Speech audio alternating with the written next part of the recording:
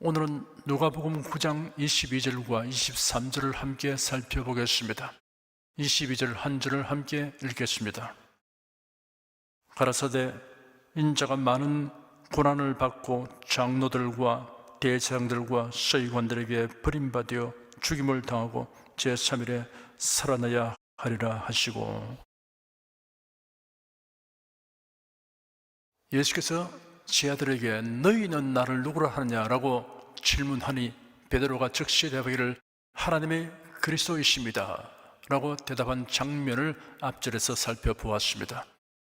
제 아들이 예수님을 메시아로 인식한 단계에 왔으나 아직도 메시아에 대한 개념이 온전하지는 않았습니다. 세속적 정치적 성격을 가진 메시아로 인식하였습니다. 그러니 만약 제 아들이 예수님을 자기들이 인식하는 그대로 사람들에게 알리게 되면 바람직하지 못한 사태가 발생할 것입니다. 그러므로 예수님은 제 아들에게 예수님을 메시아라고 아직은 사람들에게 말하지 않도록 당부하시는 한편, 앞으로 예수님에게 닥쳐올 일들로 인한 충격을 제 아들이 극복하도록 하려고 매우 압축하여 제 아들에게 이렇게 예고하셨습니다. 인자가 많은 고난을 받고 장로들과 대장들과 서기관들에게 버림받아 죽임을 당하고 제3일에 살아나야 하리라. 메시아는 고난을 받고 죽임을 당한다는 사실, 그 일이 유대 종교 지도자들에 의하여 된다는 사실, 그리고 죽은 지 3일 만에 다시 살아난다는 사실까지 언급했습니다. 제 아들은 예수님께서 왜 이런 말씀을 하시는가 의아스럽게 생각했을 것입니다. 그들이 가지고 있는 메시아에 대한 개념으로는 납득할 수 없었기 때문입니다. 그들이 알지 못하나 별다른 의도를 가지고 하시는 말씀으로 치부하고 괴념하지 않으려고 했을 것입니다.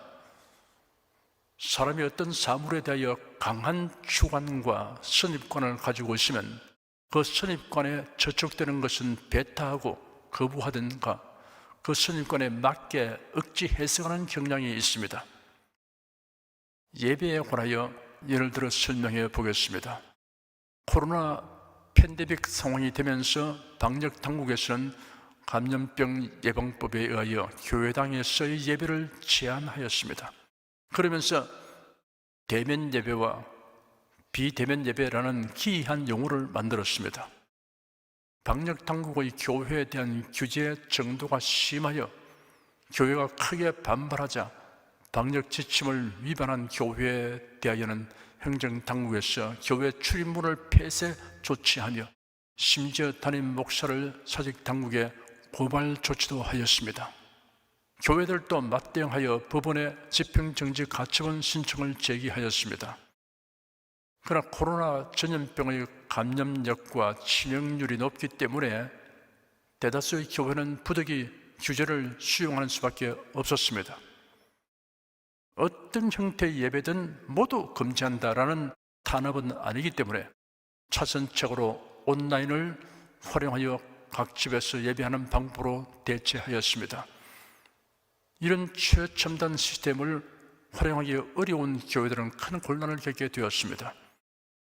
음성과 영상을 전송하고 전송받는 최첨단 기기 사용이 일반화되지 아니한 이전 같았으면 교회가 받는 타격이 심대했을 것입니다.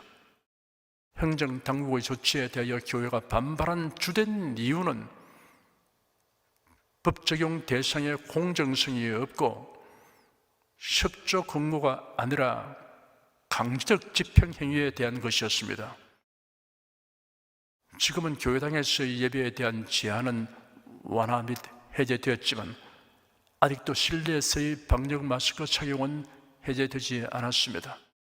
이는 국민의 건강을 위한 조치이므로 반발할 것 없습니다. 실외에서의 방역 마스크 착용은 이미 여러 날 전에 해제되었지만 사람들은 여전히 마스크 착용을 하는 경향입니다. 아직도 매일 수만 명의 확진자가 발생하고 있기 때문입니다. 우리 교회는 무엇보다도 교인의 건강을 우선으로 고려하여 예배는 온라인을 최대한 활용하면서 신축성 있게 대처하였습니다. 지금은 교회당에서의 예배 인원수 제한은 다 해제되었으나 방역 마스크 착용은 해제되지 않기 때문에 저도 마스크 착용을 합니다. 마스크를 쓰고 설교하면 설교하기와 설교 듣기에 상당한 불편이 있기 때문에 제가 힘들어도 전날 미리 설교를 녹화하여 여러분과 함께 듣습니다. 교인들은 자신을 위해서만 아니라 다른 분을 위해서 착실하게 마스크를 착용하고 있는 실정인데 설교자는 마스크 착용을 하지 않고 교인들 앞에서 크게 소리내어 설교하는 행위는 교인들에 대한 올바른 처신이 아닙니다. 만용을 부리는 것이 될 수 있습니다. 3년에 걸친 팬데믹 비상 상황을 대처하면서 우리는 예비하시고 합력하여 선을 이루시는 하나님의 섭리를 깨닫게 되었습니다. 코로나19 전염병 확산과 같은 혹은 이보다 더 심한 팬데믹 사태가 다시는 발생하지 않는다고 누구도 장담할 수 없습니다. 성경에 계시된 종말에 관한 예언의 말씀을 보면 극심한 온역이 있을 것이 예고되어 있습니다. 그러므로 지난 3년 동안 교회는 비상 상황에 대한 대비 훈련을 하게 된 것입니다. 우리는 방송 시스템을 효과적으로 활용하는 방법을 발전시켰습니다. 설교 내용을 글자로 화면에 올림으로 시청각 교육의 유익을 실감하게 되었습니다. 설교에 대한 집중과 전달 효과가 클 뿐 아니라 정도가 어떠하든 청각 장애가 있는 분들이 매우 좋다는 반응을 보였습니다. 내 아들아 내 말에 주의하며 나의 이르는 것이 내 귀를 기울이라 그것을 내 눈에서 떠나게 말며 네 마음속에 지키라는 말씀을 적용하게 된 것입니다. 설교를 귀로 듣고 눈으로 보고 마음속에 새기는 유익을 얻을 수 있게 된 것입니다. 지금까지의 전통적 설교 전달 방법이 한 단계 더 발전하는 계기가 된 것입니다. 옛날 초대 교회 시대는 사도들의 편지를 각 교회에서 회람하여 누가 대독하는 것을 듣고 예배하였습니다. 만일 그 옛날에도 통신기술이 지금과 같았으면 바울 사도가 로마에서 설교하는 것을 편지가 아니라 화면과 음성으로 각 지역에 있는 교회에서 동시에 보고 들으며 하나님을 예배하였을 것입니다. 대면 예배, 비대면 예배라는 용어는 비성경적입니다. 방역 당국에서 만든 용어입니다. 예배에 관한 성경적 의미를 고려하지 않고 다만 신자들이 교회당에 모여서 예배하는 것을 규제하는 행정지시 용도로 만든 용어입니다. 예배의 참된 뜻을 왜곡하게 하는 이런 용어를 교회는 사용하지 말아야 합니다. 그 프레임에 말려 들어가지 말아야 합니다. 예배의 정의는 성경에 기록되어 있는 대로 알고 실천해야 합니다. 예수께서 예배를 정의하신 말씀이 요한복음 4장에 이렇게 기록되어 있습니다. 예배 장소에 대하여 묻는 사마리아 여인에게 예수님은 예배는 어디서가 중요한 것이 아니고 어떻게가 중요하다고 가르치셨습니다. 아버지께 참으로 예배하는 자들은 신령과 진정으로 예배할 때가 오나니 곧 이때라. 아버지께서는 이렇게 자기에게 예배하는 자들을 찾으시니라. 하나님은 영이시니 예배하는 자가 신령과 진정으로 예배할지니라 라고 예배의 정의를 밝히 설명하셨습니다. 신령과 진정 또는 영과 진리로 번역합니다. 그 외에는 예배의 보조적인 수단일 뿐입니다. 예배당이라는 건물, 설교자, 언양방송시설, 봉사자 등은 예배의 보조수단입니다. 보조수단이 불필요하거나 무익하다는 뜻이 아닙니다. 매우 훌륭한 구실을 합니다. 적극 활용해야 합니다. 그러나 이러한 보조수단을 예배의 성립 요소로 알거나 가르치는 것은 난센스입니다. 해로운 것입니다.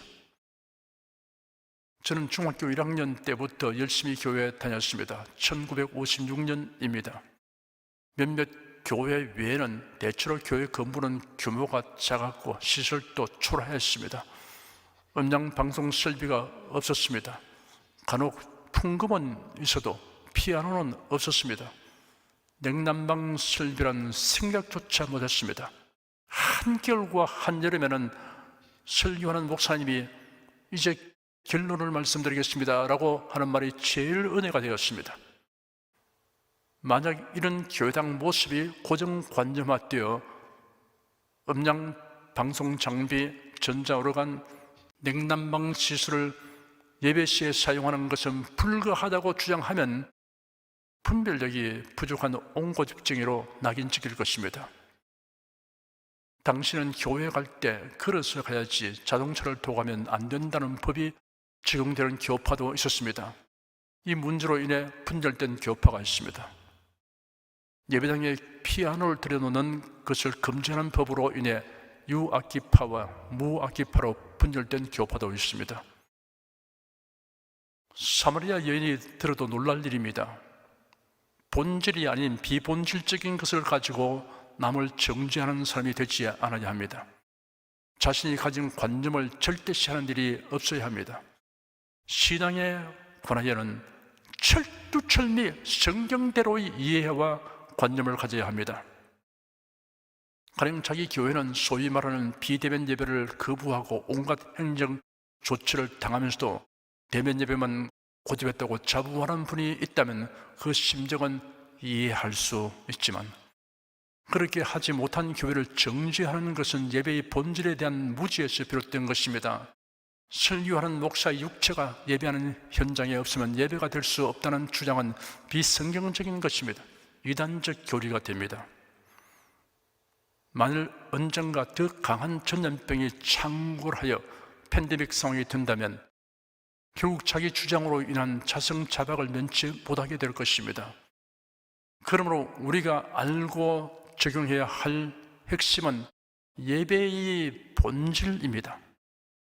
예배의 본질인 신령과 진정의 예배란 예수 그리스도를 믿어 거듭난 영을 가진 신자가 진리이신 성경 말씀과 예수 그리스도 안에서 성령님의 임재와 교통에 의해 드리는 예배입니다. 대면, 비대면이라는 말은 예배에 관계되는 것이 아니며 더욱이 예배의 본질과는 아무 관련이 없습니다. 예배에 관하여 비성경적인 관념은 말씀으로 파쇄해야 합니다. 23절 한 절을 함께 읽겠습니다. 또 무리에게 이르시되 아무든지 나를 따라 오려거든 자기를 부인하고 날마다 제 십자가를 지고 나를 쫓을 것이니라. 예수님은 자신이 가야 할 고난의 길에 관하여 말씀하시고 이어서 제 아들이 예수를 따르려면 어떠한 결단과 각오를 가져야 할 것인가를 말씀하셨습니다.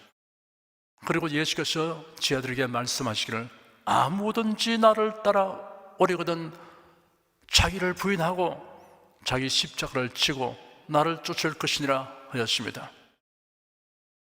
예수님이 이 말씀을 하시게 된 연유가 마태복음에 기록되어 있습니다.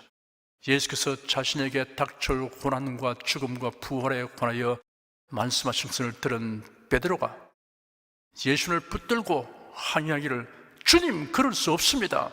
절대로 이런 일이 주께 일어나지 않을 것입니다 하였습니다. 그러자 예수께서 돌아서 베드로를 꾸짖어 말씀하시기를 사탄아, 내 뒤로 물러가라. 너는 나를 넘어지게 하는 자로다. 이는 네가 하나님의 일을 생각하지 않고 사람의 일을 생각하기 때문이다 하였습니다.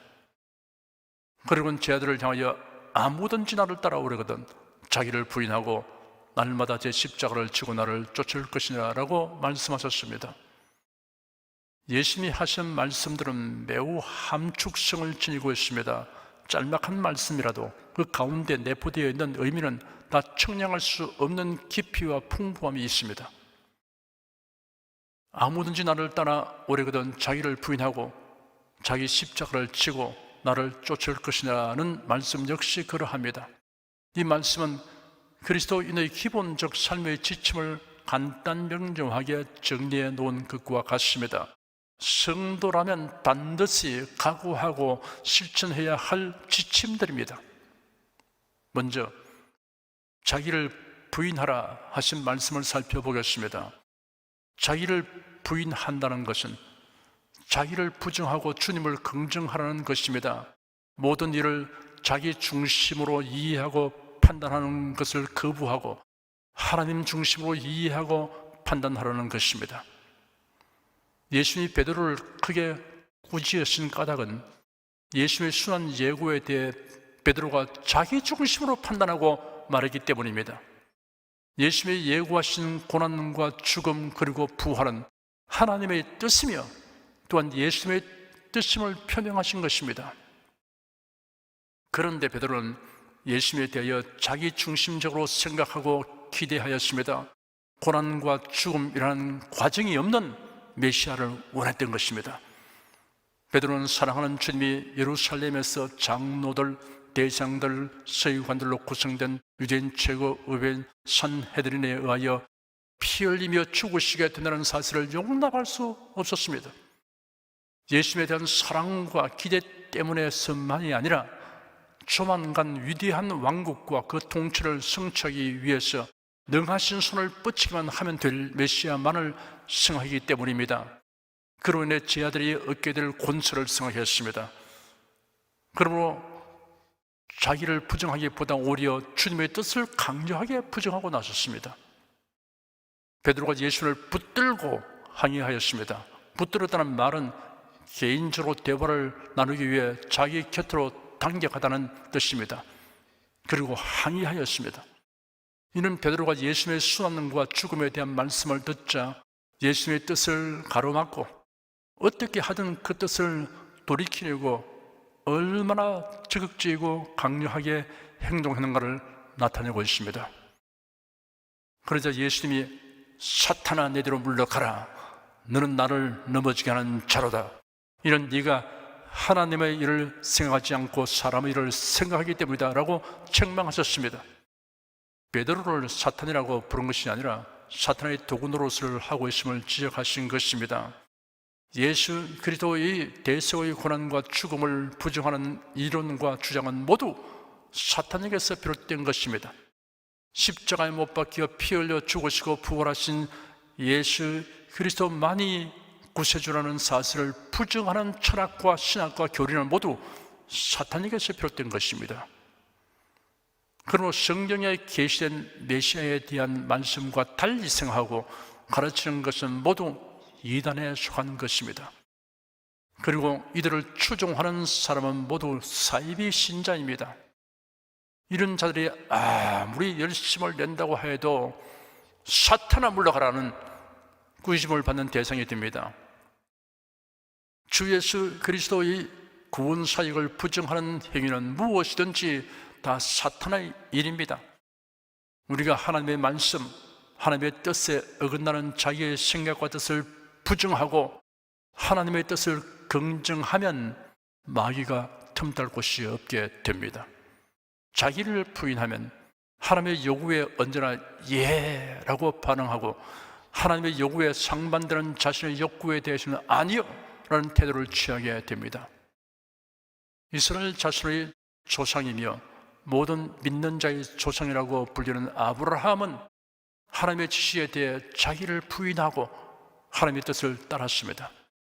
신약 성경 히브리서 기자는 믿음으로 아브라함은 부르심을 받았을 때 순종하여 장래 기업으로 발을 땅에 나갈새 칼발을 알지 못하고 나갔음이라고 기록하였습니다. 하나님의 명령에 대하여 이런저런 자기 애로사항을 말하지 않았던 것입니다. 아브라함이 100세 되어 낳은 자식 독자 이삭이 청소년이 되었을 때 하나님께서 아브라함을 부르시고 명령하시기를 네 아들, 네 사랑하는 독자 이삭을 데리고 모리아 땅으로 가서 내가 네게 지시하는 한 산 거기서 그를 번제로 드리라 하였습니다. 그 명령은 아브라함에게 청천벽력이었습니다. 그러나 아브라함은 두말하지 않고 아침 일찍 이삭을 데리고 하나님이 지시하신 산을 향해 떠났습니다. 불과 칼을 준비하여 출발했습니다.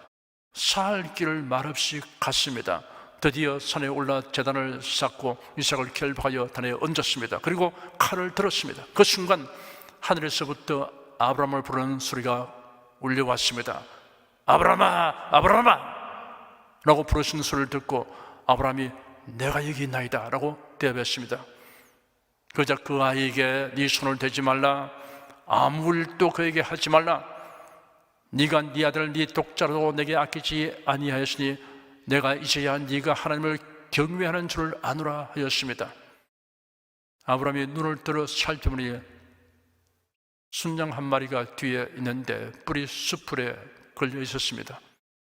아브라함이 가서 그 순양을 가져다가 아들을 대신하여 번제로 드렸습니다.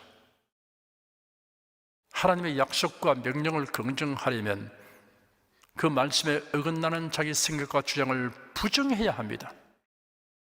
하나님의 약속과 명령 앞에서 자기를 부인할 수 있는 사람은 자기 앞나라의 진로, 삶의 계획을 하나님께 묻고 하나님의 인도를 적극적으로 구하게 됩니다.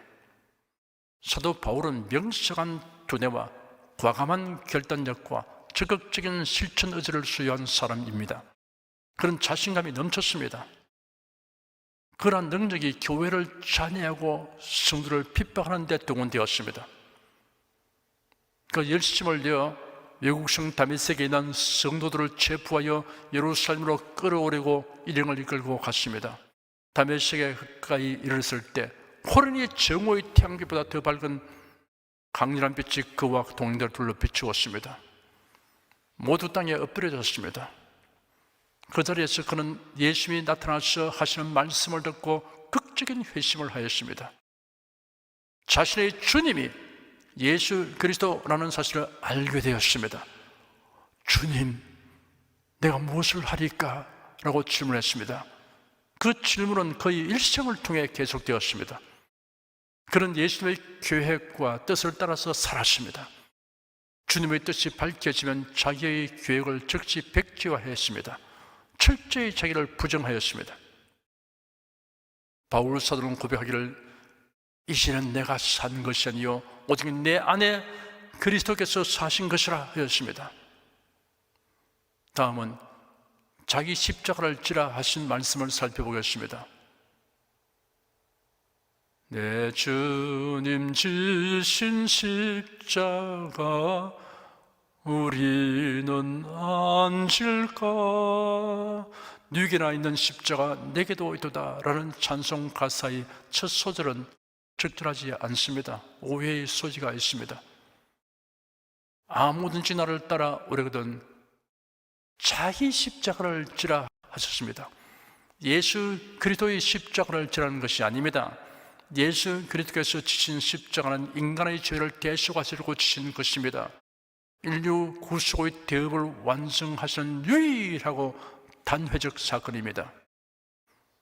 예수는 우리에게 자기 십자가를 지라고 말씀하셨습니다. 그리스도인은 각자에게 주어지는 십자가가 있습니다. 엄밀히 말하자면 육신의 연약과 질고 경제적 곤란, 인간관계에서의 문제는 십자가라고 할 수 없습니다. 이러한 것은 극복하고 변화시켜야 할 문제입니다. 우리가 져야 할 십자가는 예수 그리스도를 섬기고 사랑하며 전파하기 때문에 겪게 되는 고통, 손실, 희생, 핍박을 의미합니다. 이러한 십자가는 거룩한 소망을 가지고 기꺼이 져야 할 것입니다. 이런 영원한 가치와 의미를 가지는 것입니다. 의를 위하여 핍박을 받은 자는 복이 있나니 천국이 저희 것이라. 나를 위하여 너희를 욕하고 핍박하고 거짓으로 너희를 거스려 모든 악한 말을 할 때는 너희에게 복이 나니 기뻐하고 즐거워하라. 하늘에서 너희의 상이 큼이라. 예수님이 친히 하신 말씀입니다. 가족으로부터 심한 핍박을 받고 있는 성도를 만나 제가 위로하니 대답하기를 예수님이 나를 구원하시려고 대속의 십자가를 지셨으니 내가 나의 가족을 예수님에게 인도하기 위해 핍박의 십자가를 기쁘게 지고 가겠습니다 라고 대답했습니다. 몇 년 지나지 않아서 그 성도의 남편이 그리스도인이 되었습니다. 그 후 장로가 되셔서 봉사의 직무를 충성스럽게 수행하셨습니다. 지금은 천국 아버지의 집으로 가셨습니다. 하나님을 경외하고 주님을 사랑하며 복음을 전하는 일로 인하여 고난의 십자가를 지는 것을 두려워하지 마십시오. 부끄러워하지 마십시오. 자기 십자가를 기꺼이 지고 소망을 가지고 전진하십시오. 그 다음은 나를 쫓을 것이니라 하신 말씀을 살펴보겠습니다. 아무든지 나를 따라오려거든 나를 쫓을 것이니라 하셨습니다. 나를 따라오려거든 나를 쫓을 것이니라 하셨음에 유념해야 합니다. 예수 그리스도만 바라보고 따르는 뜻입니다. 부활하신 예수님이 이른 아침 갈릴리 호수가에 오셨습니다. 고기잡이 하던 제들이 모두 예수님에게로 왔습니다. 그들은 놀랍게도 예수님이 준비하신 조반을 먹었습니다. 조반 먹은 후에 예수께서 시몬 베드로에게 요한의 아들 시몬아, 네가 이 사람들보다 나를 더 사랑하느냐? 라고 물으셨습니다. 베드로가 예, 주님, 제가 주님을 사랑하는 줄을 주께서 아십니다 라고 대답하니 예수께서 그에게 말씀하시기를 내 어린 양들을 먹여라 하였습니다. 이런 대화가 3번 반복된 후 예수께서 베드로의 앞날에 있을 일을 예고하셨습니다.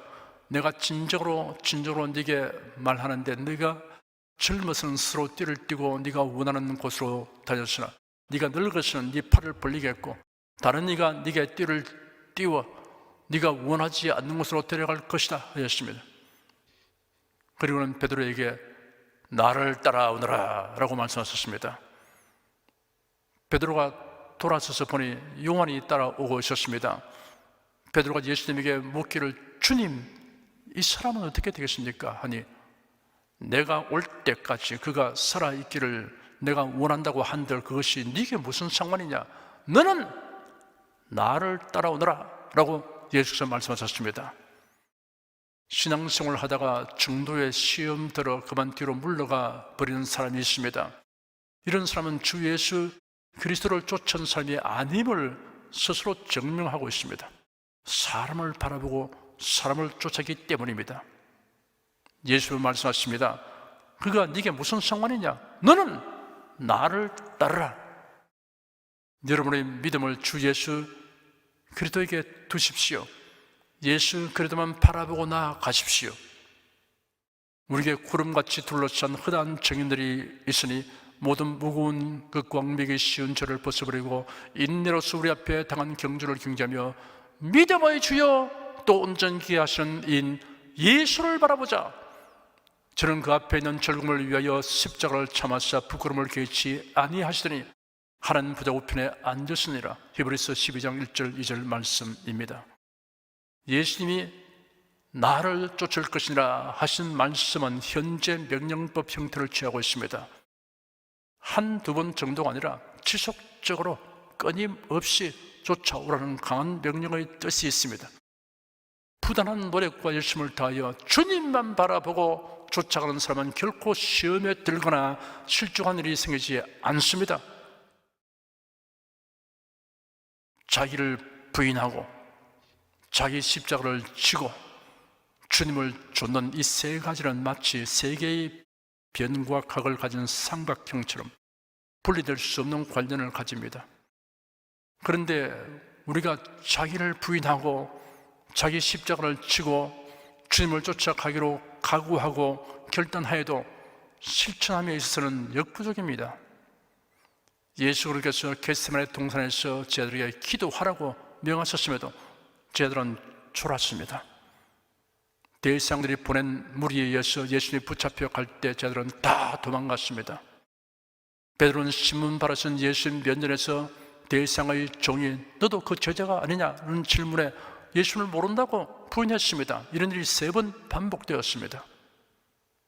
제자들은 아무든지 나를 따라오려거든 자기를 부인하고 자기 십자가를 지고 나를 쫓을 것이라는 예수의 말씀을 들어서도 실천할 수 없었습니다. 그들은 주님을 두고 도망갔습니다. 자기를 부인하기는 그냥 예수를 부인했습니다. 마음에는 원이로 돼 육신이 약하도다 하신 주님의 말씀과 같습니다. 원함은 내게 있으나 행하는 것은 없노라 라고 탄식할 수밖에 없습니다. 이런 제자들이 예수 그리스도께서 약속하신 성령을 받게 되자 변화되었습니다. 그들은 한결같이 자기를 부인하고 자기 십자가를 지고 주님을 쫓았습니다. 성령님은 우리 연약함을 도우시는 보혜사입니다. 우리의 각오와 결단을 실천할 수 있도록 도와주십니다. 사랑하는 성도 여러분, 성령님의 도우심을 항상 간구하며 의지하십시오. 그래야 여러분의 일생이 자기를 부인하고 자기 십자가를 지고 예수 그리스도를 쫓아 살아가는 하루하루가 되기를 축원합니다. 기도하겠습니다. 오늘 본문의 장면을 살펴보는 동안 아무든지 나를 따라 오려거든 자기를 부인하고 자기 십자가를 지고 나를 쫓을 것이니라 하신 주님의 모습이 눈에 선하고 그 음성이 우리 귀에 쟁쟁하게 들리듯 합니다. 이 말씀에 함축되어 있는 심오한 뜻을 깨달은 우리가 적극적으로 행하기를 원하오니 성령께서 도와주시옵소서. 주 예수 그리스도 이름으로 기도드립니다. 아멘.